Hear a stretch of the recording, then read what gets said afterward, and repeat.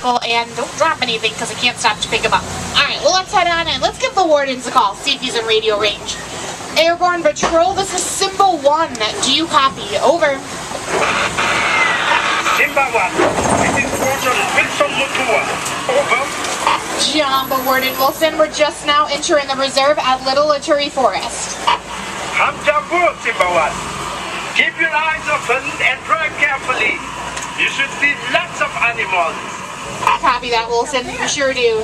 Everyone look over on the right-hand side. Just past the bushel of trees towards the middle, you'll see a strange-looking animal known as the okapi. Now, the okapi kind of looks like it belongs in the zebra family, but you'd be surprised to know that it's related to the giraffe. It is so shy and reclusive that they weren't even discovered till about 1901 to the Western world. Now, a lot of the animals that live out here in the forested areas tend to be a little bit more shy and reclusive, so keep an eye out. And they'll have natural colors and markings that are going to help them to blend in. We are approaching a watering hole here, and this is a great gathering place for animals. If we're lucky, we'll get a chance to see black rhinos. Black rhinos are rare, though, because over the years they've been hunted. Hundreds and thousands were killed for their horns, and today in Africa there's just about 5,000 of them left. Even in a protected reserve, they're not safe. You can see one over on your left, but we're going to pull forward because there's one a little bit closer. Fully grown, these black rhinos can weigh up to 3,000 pounds if they're males, and they can charge at speeds of 35 miles an hour. And their inch-thick hide pretty much makes them indestructible to most predators except for one, and that's man. Now, they're typically loner animals, but sometimes you will see the black rhinos gather near watering holes like that, so that's pretty exciting. Now, we're in Harambe Wildlife Reserve, and it was established 40 years ago, back in 1971, to protect the local wildlife. And over the years, the animals have grown pretty much less afraid of humans. It's great for us. Not so great for them, because it makes them easy targets for poaching. But no worries, because we do have wardens like Wilson out here who patrol the 800 square miles. And hopefully he's going to stay in radio contact with us along our 2-week adventure.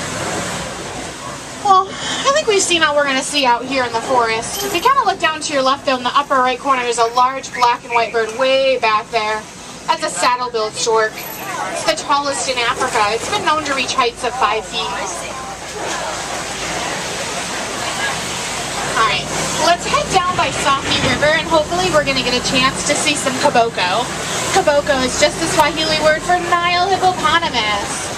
The hippos, they're going to spend the majority of the day submerged into the water because their large, massive bodies, they kind of tend to overheat in sunlight.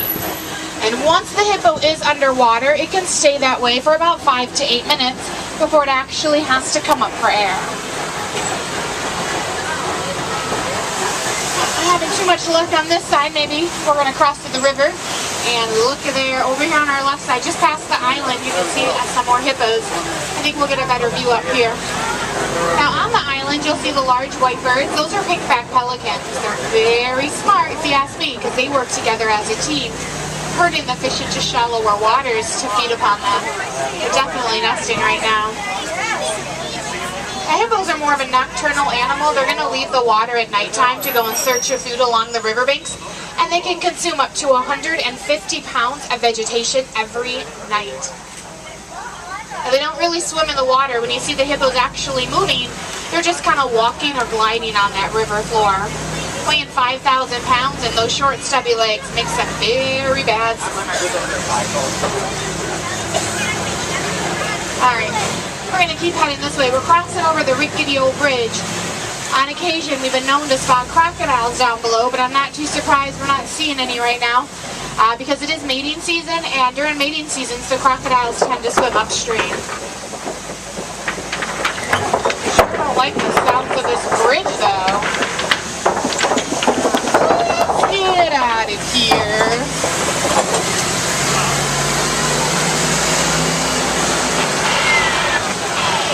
Simba 1, come in. Hey, Wilson, Symbol 1 here. Go ahead, over. Just wanted to let you know that my ground patrol has seen a lot of elephant activity near the Red Clay Pit. You definitely want to check out that area. Alright, copy that, Wilson. Thanks for the tip. We'll definitely head in that direction. Now, we're going to be entering a totally different ecosystem, but before we do, speaking of different, look at the tree here on the right. This is an ancient baobab. We kind of like to call it the upside down tree though, because look at its branches. They sort of look like roots there reaching for the sky. Now that tree is leafless 9 months out of every year because it stores water in its trunk in case there's a dry drought season. But here we are. This is one of my favorite views of the reserve. Check it out, the Serengeti grasslands. Now it stretches hundreds of miles across East Africa, and it's actually used as a super highway for millions of migrating animals, home to animals like giraffes, lions, elephants. This is the wild Africa we're trying to conserve. Definitely see some animals off into the distance on the right there. We'll get a better view once we come around. Those are Ankole cattle. You can see with their large horns. We'll see if we can find any other animals. Over on this side, keep a lookout in the tall grasses and the bushes. You never know. The animals out here do create the landscape that you see. Elephants are going to wander through here, knocking down trees to eat them. This will create open spaces and allow for the vegetation to spread and grow. Giraffes are the pruning shears who eat the undersides, allowing for light to come in. Animals like the water buck you see on the right, zebras and wildebeest are the heavy grazers who will mow down the taller grasses. And little nibblers like the gazelles trim up the edges in a natural balanced ecosystem. Enough food for everybody. Now that is a male water buck that you see there on the right. You can tell he's a male because he has horns. The female water buck does not. They emit this oily, smelly secretion into their fur, which is actually thought to waterproof them because they are known to dive into water to avoid danger or harassment. The males actually prefer to live by themselves, whereas you usually find the females together in smaller groups.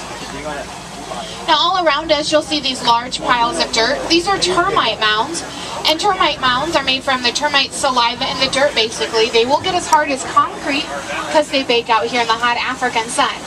Elephants wander through and use them as scratching posts, and once they get worn down over the years, the antelope will actually climb on top of them to scan over the taller grasses, making sure there aren't any predators like lions or cheetahs.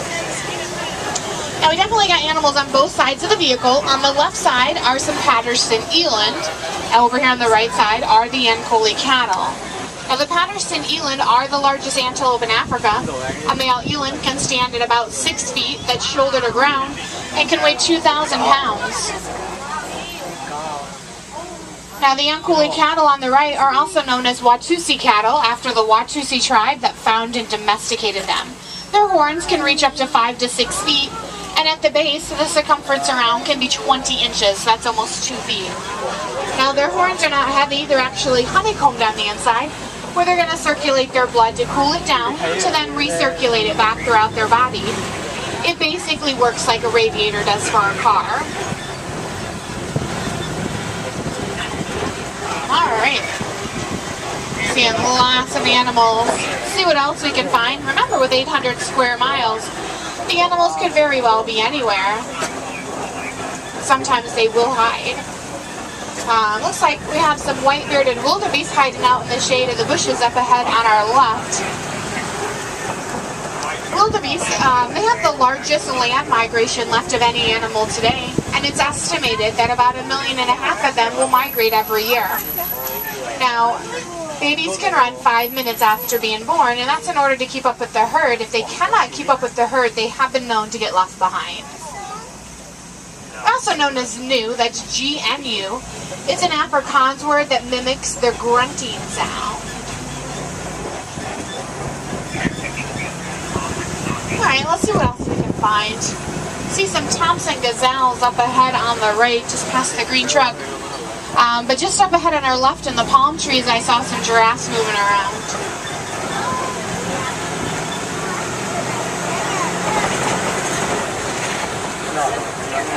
Now these are Maasai and reticulated giraffes. The one giraffe that's in the middle that has more of a net-like pattern is the reticulated giraffe, whereas the Maasais are the smaller ones. They're not babies, they're just not quite as big as the reticulated. They only get up to 17 feet, whereas the reticulated can top out at 20. Giraffes will spend the day eating 16 to 20 hours of every day. A giraffe does eat. and it only requires 30 minutes of sleep every night, oftentimes while it's standing. Over on the right, you can kind of see the Tommies a little. They're kind of in the middle where the Palm Tree Island is. They look like babies, but they're not. They're fully grown at 65 pounds. See if we can get another look at that. Zimmerman, this is Wilson. What is your location? Over. Hey Wilson, we're just over here by Monkey Point. Keep your eyes open for me. We picked up a baby elephant that was wandering off on its own. We can't find the mother. I'm afraid poachers may be in the resort. Poachers? Don't like the sounds of that. We'll keep an eye out for you. We'll let you know if we see anything, Wilson. Alright. Over here on the left is Monkey Point. It got its name because there's a group of mandrills that like to live here, so keep an eye out. See if you see any. Oh, there's one. See moving around on the rock. They're the largest monkey in Africa and the most colorful monkey in the world because of their brightly colored faces. You can see it there? They blend right on in. And we're going to head farther into elephant countries. I'm going to turn some music on for us so we can get a pretty good station in out here. Here we go. I think I got it. Good song. Let's turn this up.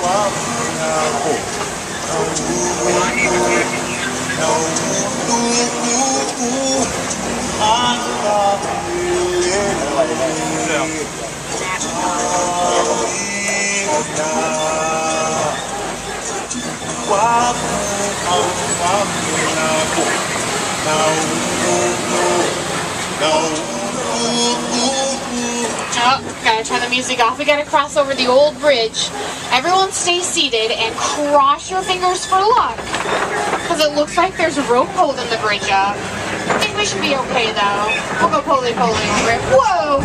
Lean to the right, everybody. Lean to the right. Keep leaning, keep leaning. And we got it. Let's get off of this thing. Whew. Close one. Everyone okay back there? Somebody did not cross their fingers. Sorry. It's okay. Looks like we made it over here to the clay pits. Check it out. There are tusk marks and footprints here. Elephants eat this clay. It basically gives them beneficial minerals that they don't normally get in their everyday diet of greens. Kind of like a multivitamin for the elephant.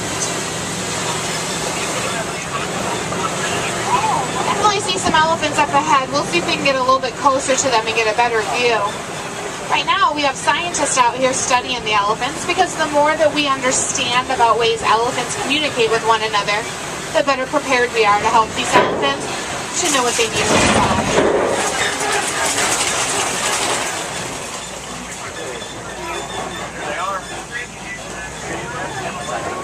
Here we go. Here's a view of a baby elephant and mom. Baby elephants will stay with their mother actually up to 15 years because during that time they're learning how to eat, how to find water, and how to interact and be social with the other elephants of the herd. It is considered the second longest childhood next to human children. And don't be fooled by the baby elephant size. When they're born, they're 300 pounds on average. In terms to its mother though, who can be anywhere from 6,000 to 8,000 pounds, they're the same size as a human baby to its mother. Now, you won't find any male elephants around here unless they're younger ones. The adult male elephant lives by himself. He is a loner animal. Elephants live in a matriarchal society where the eldest female is in charge. There's another young elephant calf and its mother. They don't usually go too far away. That's why Wilson's so worried about finding that baby elephant by itself. They don't typically wander off. Both males and females do carry those ivory tusks. Unfortunately, though, it does make them both targets for poaching. Now, just up ahead, a flock of flamingos here on the island. These are greater flamingo. They're the lightest colored pink of all of the pink flamingos. See the gray ones down there? Those are babies. They were born just a few months ago. They grow pretty fast. They're eventually going to turn pink by eating shrimp. It's the beta-carotene that you find in the shrimp that turns them that pink color.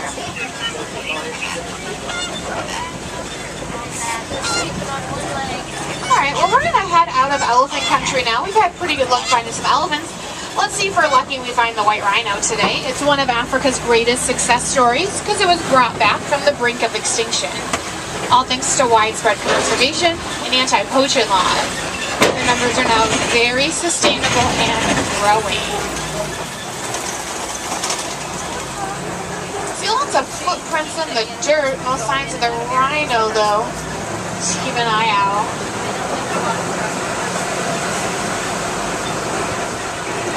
Ostrich over here on the right in an ostrich nest. You can see the eggs just by the thorny bush just past the road. The ostrich is the largest bird with wings, but it cannot fly. It can run up to 40 miles an hour and lays the world's largest bird eggs. They can be about 3 pounds each. And the shell is very hard of an ostrich egg. You could stand on it and it actually won't break.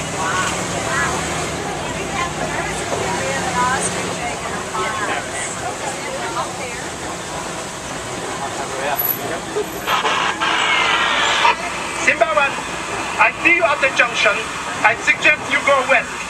It will be worth it. Alright, copy that, Wilson. We'll definitely head west. Wonder what Wilson sees. He's usually a pretty good game spotter. Well, there is definitely an animal to your right. I think it's the rhino. Maybe we'll get a better view of it. It's kind of hard to see. The brush is kind of hiding it out there on the right. An animal you might be able to see. We're going to head over to the Copies and see if we can find maybe a lion. But if you look real carefully to your left, where the 2 trees are on this hill, look directly between the trees, back by the tree line. There's 3 cheetahs laying. They look like logs.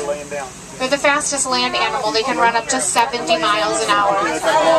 They're the only big cat that hunts primarily during the daytime. Straight ahead. They're really hard to see. They blend right on into the background there. They look like wild. Well, we're going to head up here by the Copies and see if we can find some more animals. They like to gather around here. I bet you Wilson saw the lion up ahead here. The lion is actually inactive 18 to 20 hours of every day. You can see him taking a little nap underneath the tree. Now, contrary to popular belief, it's not the male lion. It is the females who do the majority of the hunting. They'll hunt at nighttime because their nighttime vision is 6 times greater than ours. That's pretty much what he does all day. If you want to see a lion that's active, come back later in the day.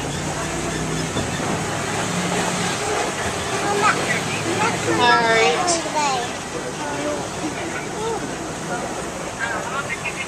See what else we can find. Follow down to your right. Halfway down you can see the white animal. That's a scimitar horn oryx, and the brown one is a bontebug. Now the scimitar horn oryx actually gets its name from its horns, which reminded people of scimitar swords of the Middle East. That animal is extinct in the wild. You only find them in protected reserves. And then the little brown guys, the bontebug, they were hunted almost to the brink of extinction in the early 19th century. But today you will find them thriving on reserves like this. Very few are found in the wild though.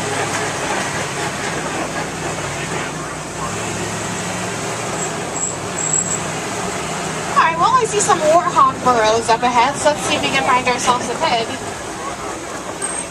They dig these burrows out with their tough snout, not their tusk. Sometimes they can really blend in and look like a big gray rock. Let me know if anyone sees it. I'm not seeing any. We do see some addax though up ahead here on the left. Some more ostrich eggs too. The addax is a small desert antelope that's in danger. There are less than 500 of them in the wild today. And since they're usually found in desert-like climate, they can survive almost indefinitely without drinking water. They're pretty big. They can stand 3 feet shoulder to ground. You can see the other animals again on the right, the scimitar horn oryx and the bontebug. If you also follow the road to your right all the way back, there's a black ostrich laying a little bit farther up on the road there. More than likely a male. Males tend to be black, females tend to be gray.